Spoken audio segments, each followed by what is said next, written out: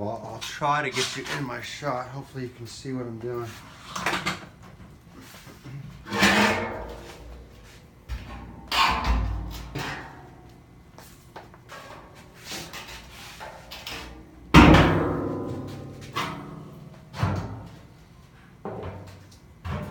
Typically we throw these drums away.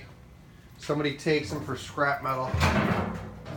And I've never had a good purpose for them. So I figured I'd try this. If it works out well, I may make another one for somebody.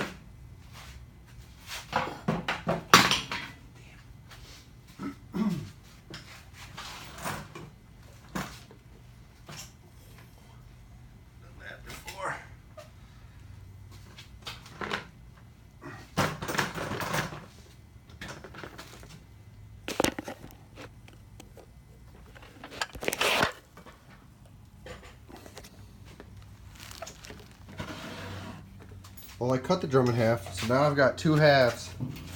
And let me take them outside so we can see what the heck we're looking at here.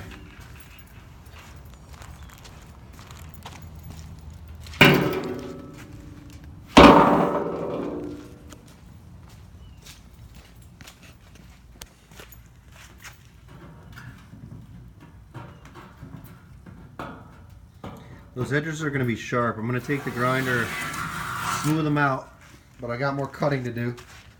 So I just want to show you guys the inside of this barrel after I cut it. Now, what I'm going to try to do and get rid of.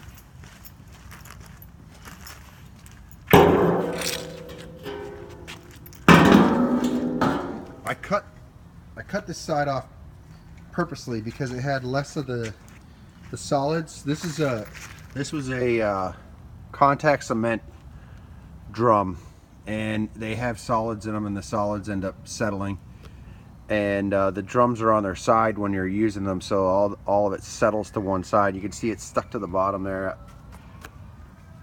So I picked this side because it didn't have as much debris. That stuff is just like a powder.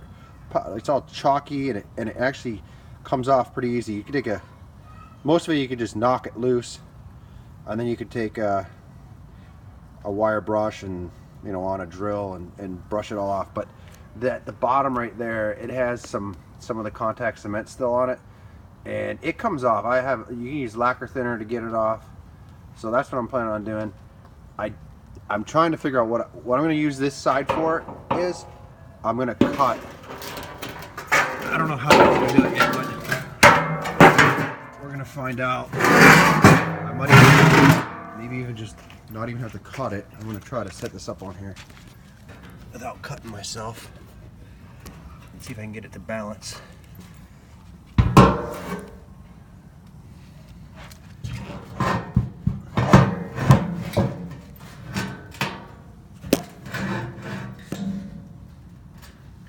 Of course I had it, now I'm touching it. Sorry about the... And let me just get it, hold on. Come on.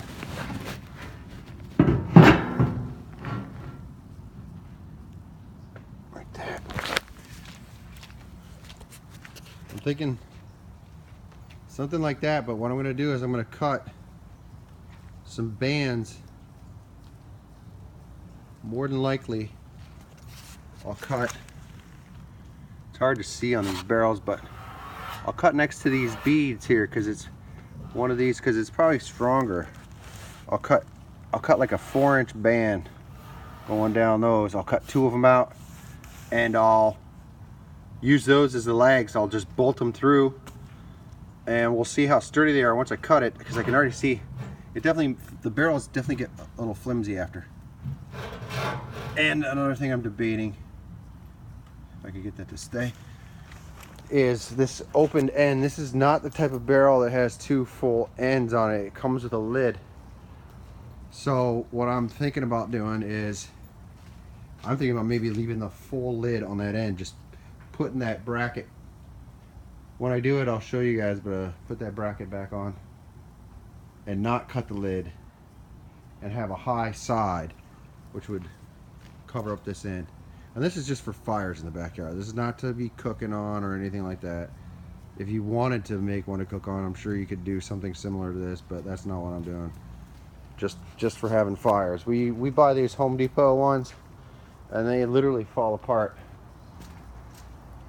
Yeah, they just corrode into nothing, and they're cheap, but why buy one when I could come up with an idea? There's ours right there. That's a year old. That's after a year of fire. Falling apart. The cage and the legs. Maybe I could steal the legs off of that and use the legs from that. But I have no way to attach them. We can steal the legs from this thing. I'd have to look at, see if there's a way to attach them, because it would look a little nicer. My wife wouldn't complain about it.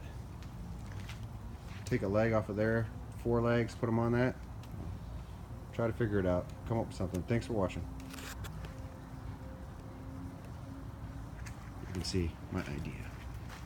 I don't know. We'll see.